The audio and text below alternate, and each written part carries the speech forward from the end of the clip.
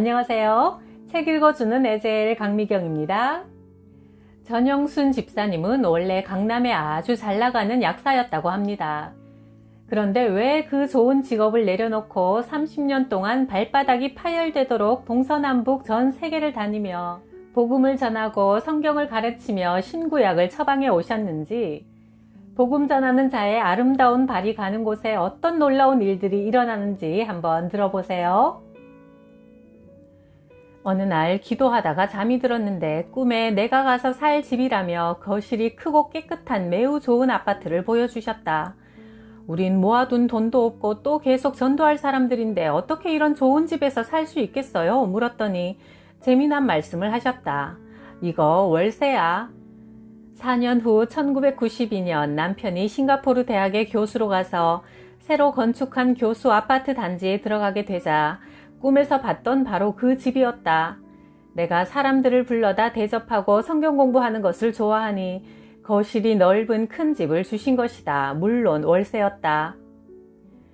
한 권사님이 남편이 간암으로 2개월 만에 죽은 후 시험에 들고 낙심해 교회를 안 나간다고 했다. 아들한테까지 교회 가지 마! 하나님은 없어! 한다고 하여 권사님을 만났더니 이런 말을 했다. 제가 그동안 얼마나 봉사와 헌금을 잘했는데요. 아는 목사님들이 개척교회를 시작하면 아낌없이 헌금하고 그랬는데 내가 우리 남편 간암 발견하고 나서 고쳐달라고 그렇게 간절히 기도했는데도 불구하고 2개월 만에 데려가셨어요. 어떻게 하나님이 그러실 수가 있어요? 내가 말했다. 권사님이 평생 기도해 오신 제일 간절한 기도 제목이 남편의 구원이었잖아요. 이야기를 들어보니 하나님께서 그 짧은 시간에 남편이 주님을 믿고 천국 가실 수 있도록 인도해 주셨고 권사님의 평생 기도 제목이 응답되었는데 그 은혜는 다 잊어버리고 원망만 하시면 되겠어요? 저도 약사로 얼마든지 돈 잘 벌고 편안하게 살 수 있었어요. 그렇지만 천국이 확실히 있다는 것을 깨닫고 나서 한 영혼이라도 전도하여 천국에 가도록 해야 하는 것이 내게 주신 사명임을 깨달았어요. 그래서 동서남북 다니며 복음을 전하다가 발바닥이 다 파열이 됐답니다. 내 이야기에 권사님은 아무 말도 못하셨다. 며칠 후 권사님이 큰일 났다며 내게 다시 전화를 했다. 제 얼굴 반쪽에 마비가 왔어요. 병원도 다니고 한방 치료까지 했지만 조금도 차도가 없고 얼마나 쑤시고 아픈지 스카프로 얼굴을 가리고 있어요. 이제는 교회를 가고 싶어도 부끄러워서 못 가게 됐어요. 권사님, 평생 교회를 다니시고도 남편과 사별하는 어려움을 당했다고 해서 하나님이 없다고 하시고 자녀에게도 속은 것이니 믿지 말라고 하시고 몇 달 동안 하나님께 악담을 하셨잖아요. 그래도 하나님은 권사님이 자녀라 징계를 통해서라도 회개하도록 가르쳐 주시는 것이니 얼마나 감사해요. 권사님은 그제야 엉엉 울며 회개하셨다. 하나님, 저를 불쌍히 여기시고 고쳐주셔서 저도 이제 복음 전하는 자로 살게 해주십시오. 다음날 아침 권사님이 또 전화를 했다. 아침에 깨어나니 얼굴이 정상으로 돌아왔어요.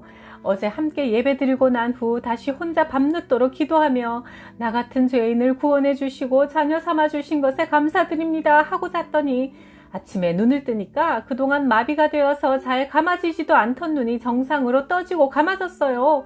그리고 입도 정상으로 돌아와 쑤시던 것이 싹 사라졌어요. 하나님이 정말 살아계시네요. 권사님은 이전보다 더 굳건한 믿음 위에 견고히 서게 되었다. 성경 공부를 인도하러 집에서 막 나가려는데 성경 공부하는 자매가 전화를 했다. 다 죽어가는 목소리로 오늘은 제가 너무 아파서 성경 공부 못하겠어요 한다. 어디가 아파요? 3일째 변비가 너무 심해서 앉지도 못하고 식은땀이 줄줄 흘러요. 관장약을 먹어도 소용이 없네요. 섬유질 많은 식품을 챙겨 먹어요. 나도 기도할게요. 나는 신나게 나가려다가 다시 주저앉아서 기도했다. 주님, 성경 공부를 방해하는 변비의 원인이 무엇입니까? 그러자 주님께서 내 마음속에 말씀하셨다. 자매가 돈이 없어 그렇다. 월세를 내지 못해 속이 타서 생긴 병이다. 나는 얼른 봉투에 돈을 넣고 냉장고에 있는 채소와 과일을 담아들고 자매 집으로 달려가 전해주었다. 제가 돈이 없어 월세를 못 내서 싱가포르 주인에게 시달리다가 이렇게 된 걸 어떻게 하셨어요? 나중에 이 돈 꼭 갚을게요. 자매님, 주님께서 제가 기도하는 중에 가르쳐 주셨어요. 나한테 갚지 말고 나중에 자매 옆에 어려운 사람이 생기면 그때 그 사람에게 주세요. 하나님의 사랑은 물이 흘러가듯이 흘러가는 거예요. 불교를 믿는 35살 자매가 유산을 해서 병원에 입원 중이라 하여 신방 갔다. 그 남편도 속이 많이 상해 옆에 앉아 있었다. 제가 아내분을 위해 기도해도 될까요? 하니 아내가 중고등학교를 미션스쿨에 다녔어요. 기도해 주세요 했다. 나는 병실 바닥에 무릎을 꿇고 간절히 기도했다. 하나님, 이 일이 자매가 주님께로 다시 돌아오는 계기가 되게 하시고 잘 회복되어 다시 건강한 아이를 갖도록 도와주세요. 누워서 기도를 듣고 있던 자매가 아멘 했다. 퇴원 후 함께 성경 공부를 하며 합심으로 기도했더니 성경 공부한 지 5주 만에 자매가 다시 임신을 했고 드디어 건강한 아기가 태어났다. 독실한 불교 신자인 친정어머니가 손자를 보러 와서는 내가 절에 가서 부처님께 열심히 빌어서 손자가 태어난 거야 한다며 어머니를 전도해 달라고 부탁했다. 나는 새우, 갈비 등을 준비해 찾아갔으나 예수 믿는 나를 집에 들이지 않으셨다. 그래도 싱가포르에 와 계실 때가 아니면 언제 또 만나서 복음을 전할까 싶어 기도하며 또 찾아갔더니 두 번째 갔을 때는 손님인 나에게 시원한 물이라도 주시려고 냉장고를 열어 찬물을 유리컵에 담고 내게 건네시는 순간 갑자기 으악 소리를 지르며 컵을 놓치는 바람에 유리컵이 깨져서 물이 쏟아졌다. 내가 깜짝 놀라서 어머니 왜 그러세요? 하니 이런 말씀을 했다. 내가 어젯밤 꿈을 꾸었는데 어느 강가의 왼편에서 나는 불공을 들이고 있고 오른편에서는 단발머리 한 여자가 하나님께 기도를 하고 있었어요. 그런데 내가 부처님께 빌면 강물이 확 다 빠져나가고 단발머리 여자가 기도하면 다시 강물이 흘러 들어와 넘치더라고요. 무척 기분이 나빴겠는데 내가 물을 주려고 당신을 쳐다보니 꿈에 본 단발머리 여자라 너무 놀라서 그만. 나는 즉시 어머니에게 복음을 전했다. 어머니, 하나님이 살아계셔서 우리에게 복 주시는 분임을 꿈을 통해 어머니에게 알려주셨네요. 처음에 어머니는 복음을 거절했다. 나는 죄 없어요. 평생을 착하게 살았다고요. 그러나 그 후로 딸이 성경 공부하는 것을 옆에서 듣더니 예수님을 영접하셨고 한국에 돌아가신 후 남편이 임종할 때 딸이 들려주는 말씀과 찬양과 기도 속에 고통 없이 평안히 천국에 가는 모습을 보고 정말 천국이 있는 모양이다. 나도 앞으로 예수님 잘 믿고 살겠다 하셨단다. 어머니는 그 후 교회에서 전도 특공대가 되어 행복한 전도자로 사시다가 권사님이 되셨다. 성경 읽기와 더불어 나는 매일 규칙적으로 2시간씩 기도했다. 1987년 3월 23일 그날도 밤늦게까지 교회와 가족을 위해 엎드려 울며 간절히 기도하고 있는데 갑자기 내 영이 몸을 빠져나와 엎드려 있는 내 모습이 보이더니 눈부시게 밝은 빛이 나타났다. 나는 즉시 하나님이심을 깨닫고 하나님! 하고 외치며 얼른 엎드렸다. 그러자 갑자기 빛이 사라지고 깜깜한 어둠 속에 예수님이 보였는데 가시 면류관을 써서 피가 줄줄 흐르고 있는 주님의 옆모습이었다. 주님은 내 쪽으로 천천히 고개를 돌리셨는데 온통 피범벅이 된 얼굴을 보자마자 나는 통곡하며 밤을 지새웠다. 십자가의 고통을 당하며 피로 내 죄를 다 씻어주신 주님을 이 생명 다하는 날까지 전하며 살겠다고 다짐했다. 혼자 성경을 읽어가던 어느 날 주님께서 성경을 가르치며 전도하라고 말씀하셨다. 제가 시댁 식구들은 전도했지만 이곳에 공부하러 온 머리 좋은 유학생들에게 감히 어떻게 성경을 가르칠 수 있어요. 전 못해요. 저는 그냥 제가 좋아서 성경을 읽는 것뿐이지 신학 공부도 안 했는데 성경을 가르치는 건 어려워요. 주님은 3일에 걸쳐 계속 똑같은 말씀을 하셨지만 그때마다 못하겠다고 떼를 쓰자 갑자기 목소리가 나오지 않았다. 피곤해서 그런 줄 알고 하루 이틀 넘겼는데 아예 벙어리가 되자 그제야 나는 겁이 나서 주님께 굴복하고 주님의 뜻을 따르겠으니 목소리를 다시 달라고 간구했다. 그리고 내가 어떻게 성경을 가르쳐야 할지 여쭤보았다. 네가 나를 사랑하는 만큼만 전하고 가르치면 된다. 그 말씀을 나는 평생 잊을 수가 없다. 그리고 누구부터 가르쳐야 할지 묻자 떠올려 주시는 5사람이 있었다. 그들의 이름을 적어놓고 기도하는데 놀랍게도 5명 모두 내게 먼저 성경을 가르쳐 달라고 말하는 게 아닌가. 나는 매주 금요일 저녁 유학생들을 집으로 초대해 식사를 대접하며 성경을 가르쳤고 남편이 유학생을 마칠 때까지 7년 동안 이 모임은 쉬지 않고 이어졌다. 나는 약학대학을 나와서 강남에서 약국을 운영하며 돈을 잘 벌었다. 남편은 29살에 대학 조교수 발령을 받았는데 미국에서 박사학위를 받는 게 나중에 더 좋을 것 같아 미국 유학을 권했다. 돈은 내가 계속 잘 벌 자신이 있었다. 1984년 마침내 두 아들과 함께 미국으로 가게 되었다. 매사추세츠주로 향하며 착륙을 위해 비행기가 저공 비행할 때 아래를 보니 집들이 모두 홍수로 물에 잠겨 지붕만 보였다. 그때까지만 해도 내 인생에 홍수가 날 줄은 꿈에도 몰랐다.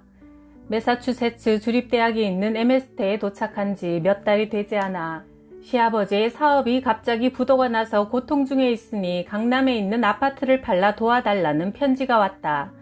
너무 속상해 눈물이 절로 흘러나왔다. 이른 새벽부터 늦은 밤까지 잠 못 자며 노력해서 사놓은 집을 시아버지 빚 때문에 팔아야 한다고 생각하니 억울했다. 그날부터 나는 남편에게 온갖 불평을 다했다. 당신 부모님이 예수도 안 믿고 나같이 착한 며느리를 시집살이 시켜서 벌 받은 거야. 남편 가슴에 못 박는 말을 수없이 했다. 강남 집은 내가 벌어서 산 거야. 당신이 교수하면서 번 돈은 생활비로도 모자랐어. 내가 벌어서 산 집이니 절대로 못 줘. 그렇게 말했지만 마음은 지옥이었다. 하나님도 원망했다. 제가 어려서부터 교회 한 번 안 빠지고 헌금도 최고로 많이 하고 구역장으로 봉사도 열심히 한 결과가 겨우 이거예요? 하나님, 당신은 공의로우신 분이잖아요. 저는 죄가 하나도 없는데 왜 하나님도 안 믿는 시아버지의 죄 때문에 나까지 망하게 하세요? 하나님, 당신이 정말 살아계신다면 나를 만나주시고 아니면 신앙생활 여기서 끝내겠습니다. 한참을 따지면서 기도하던 중 영화처럼 장면들이 하나씩 보이기 시작했다. 약국을 운영할 때 세금을 적게 내려고 이중장부를 써서 모은 돈으로 저축하여 집을 사는 모습, 약국이 잘 될수록 예배 시간에 점점 늦어 허둥대며 교회로 뛰어오는 모습, 내 앞에 앉은 분이 예배 중에 계속 우는 것을 보고 속으로 죄 지은 게 있으면 그때그때 바로 회개할 것이지 왜 한 주일 동안 쌓아두었다가 주일날 저렇게 울어서 남들 예배 드리는데 방해하는 거야? 정죄하는 모습들이 떠오르자 30년 동안 살면서 어쩜 그렇게도 많은 죄를 지었던지 울고 통곡하며 회개했다. 교회 다니면서도 세상 사람들이 짓고 사는 죄를 다 지었으며 그래도 남들도 다 하는 건데 뭐 어때? 하며 죄인 줄도 몰랐고 겉으로는 거룩한 사람인 척 했으나 실상 나 자신을 들여다보니 이중인격자의 가증한 인간이었다. 하나님을 제대로 만나지 못하고 형식적인 신앙생활만 하던 바리새인이 바로 나라는 것을 보여주셔서 제가 잘못했습니다. 용서해 주세요. 회개하자. 주님의 음성이 들려왔다. 영순아, 네가 나를 사랑하느냐? 나는 너무 놀랐다. 처음 들어본 하나님의 음성이었다.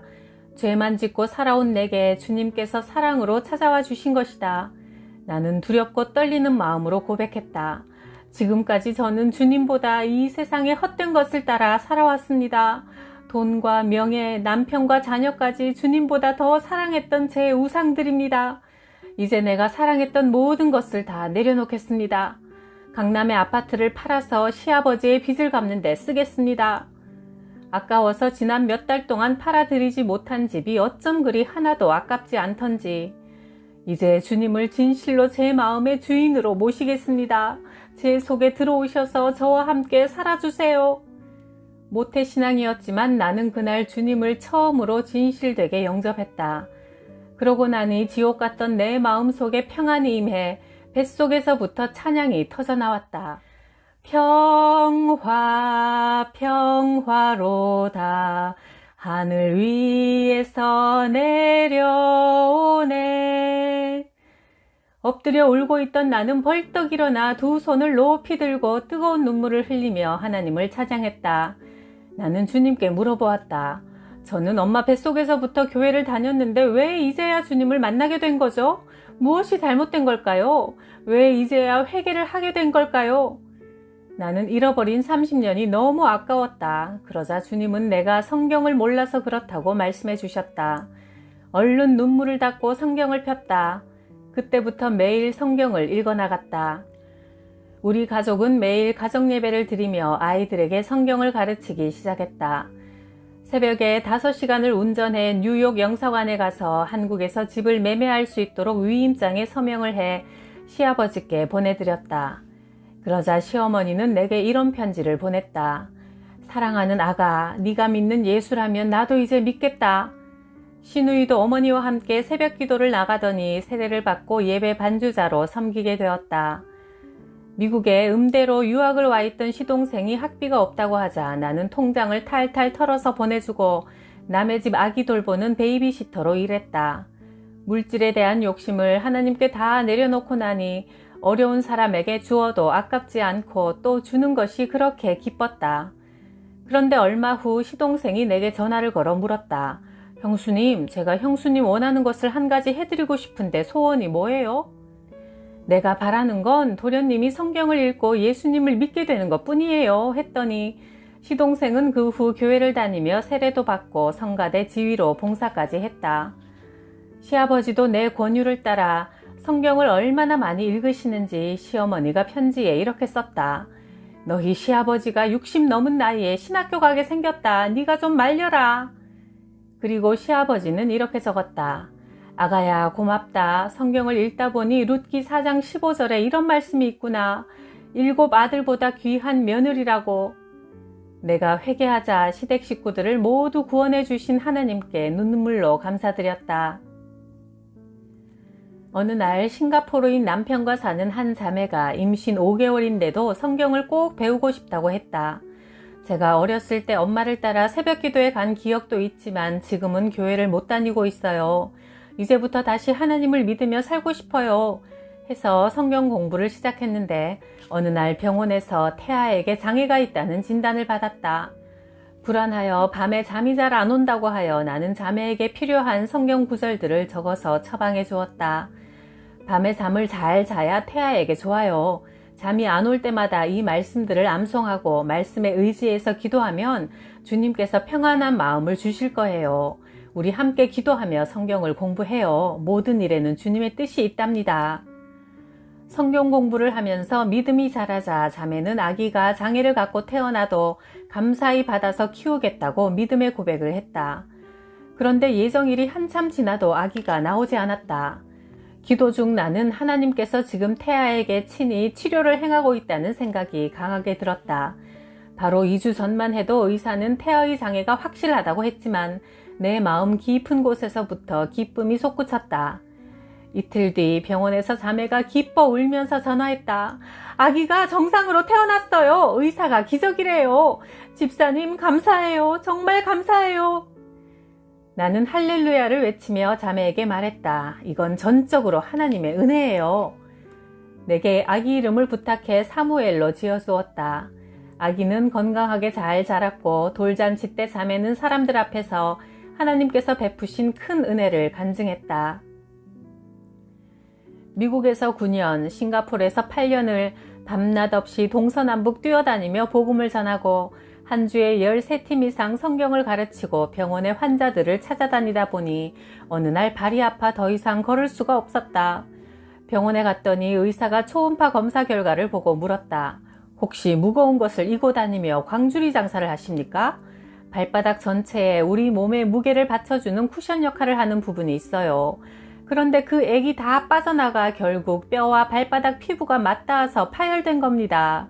수술도 안 되고 재생도 안 되는 부분이에요.